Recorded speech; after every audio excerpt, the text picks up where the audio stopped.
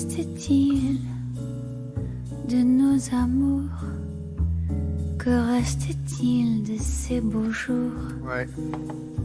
Je me le Une demande. photo, Est-ce que c'est Stacy vieille Kent qui photo chante? de ma sais pas. jeunesse. On ne sait pas, on va le savoir peut-être. Ouais, c'est elle. C'est elle? Que reste-t-il? Jaffray, Il est content. très fort. Alors, autant vous prévenir tout de suite, je ne sais pas si ce sont les plus disciplinés de l'équipe de Télématin qui sont réunis regarde. pour vous servir, mesdames et messieurs, bonjour. Patrice, Romden, Alex, bien sûr, et puis Béatrice. On commence avec Madame Béatrice Benoît-Gonin. Uniquement pour parler de l'actualité culturelle, peinture, avec une exposition événement consacrée à Monet. C'est à Paris, bien sûr. C'est à Paris, bien Marmottan. sûr, au musée Claude Monet, musée Marmottan. Alors, une exposition sur Claude Monet, oui, mais pas sur lui. Alors, c'est ça.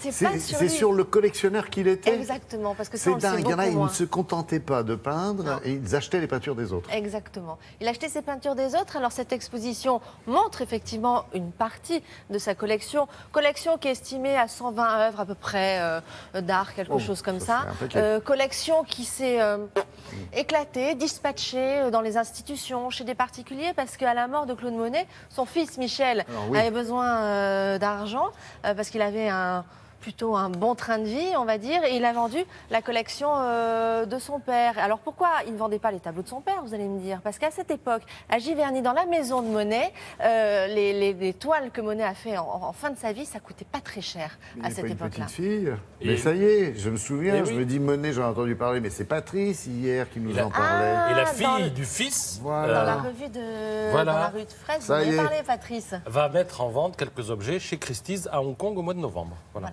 D'accord. Donc, Donc, cette le collection, collectionneur. oui, donc voilà, les toiles de Monet ne coûtant pas très très cher à cette époque-là, c'était les nymphéas qu'il a peint à Giverny lorsqu'il perdait la vue. Et à cette époque, on n'a pas compris ce que faisait Monet en disant mais que fait-il? Ça ressemble pas à du Monet. Donc la cote a un peu chuté, mais ce qui n'était pas forcément le cas des Renoir ou des Cézanne, par exemple, qu'il collectionnait. Donc son fils en a vendu beaucoup. Donc ça a été un travail de dingue de la part du musée Marmottan pour Réunir réunir tout ça. cette collection Ah oui, j'imagine. qui n'était pas forcément listée où que ce soit et qui raconte donc effectivement aussi la vie de Monet, parce qu'on voit très bien la manière dont il collectionnait quand il était jeune, quand il n'avait pas beaucoup d'argent et qu'il y avait du troc entre ses amis Il collectionnait ses impressionnistes et lui, contemporains, hein. ses contemporains bien sûr, et après au moment où il a gagné sa vie, et il a pu acheter des toiles qui avaient beaucoup plus de valeur. Donc c'est ça que cette histoire, que cette exposition raconte, et aussi l'histoire du musée Marmottan, puisque justement les œuvres de Monet de Giverny avaient été léguées au musée Marmottan, qui est devenu le musée Claude Monet. Regardez.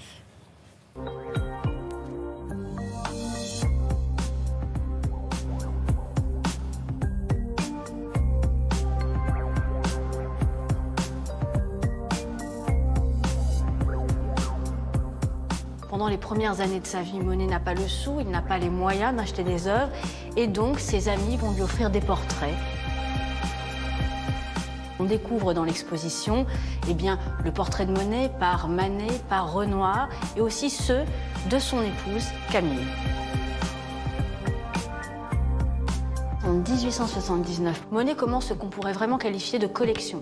C'est-à-dire qu'il ne s'agit pas pour lui de réunir des portraits de famille, des souvenirs, mais au contraire d'acquérir des œuvres de ses amis impressionnistes comme Caillebotte, Berthe Morisot, Pissarro ou encore Rodin. Monet ne cherche pas à collectionner des œuvres qui sont comparables aux siennes. Il aime l'altérité. L'œil de Monet s'émerveille de la diversité.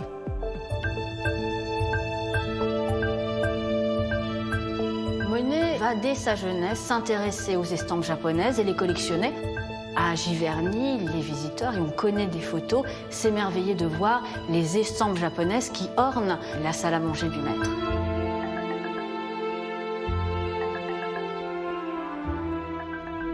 À partir de 1890, Monet va avoir de l'argent et donc il aura les moyens d'acquérir des œuvres d'art. Alors il ne s'adressera plus à ses amis, il ne parlera pas d'échanger des œuvres, mais il ira vers les marchands et vers les ventes aux enchères. Il va réunir une exceptionnelle collection, surtout d'œuvres de Renoir, comme Mosquée fête arabe, le tableau le plus cher que Monet ait jamais acquis pour la somme de 10 000 francs, et de Cézanne, je pense au Nègre Scipion, du même artiste, Neige fondante à Fontainebleau. c'est tout d'abord découvrir l'impressionnisme à travers l'œil de Claude Monet. Et c'est donc une sélection de chefs-d'œuvre qui sont celles du maître. Alors il y a des œuvres effectivement que l'on peut connaître, mais beaucoup de découvertes, comme un petit plâtre de Rodin dédicacé au maître dans une collection particulière. Eh bien, nous ignorions jusqu'à ce jour que cette œuvre existait. Nous sommes heureux de la présenter pour la première fois au public.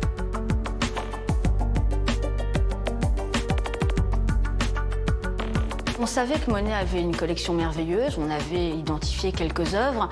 Pour autant, il n'existait pas de liste de cette collection et surtout Monet n'avait rien dit de la manière dont il avait acquis ses œuvres. Et donc il a fallu effectivement plusieurs années, un long travail d'enquête pour réunir, reconstituer cette collection et en reconstituer l'histoire.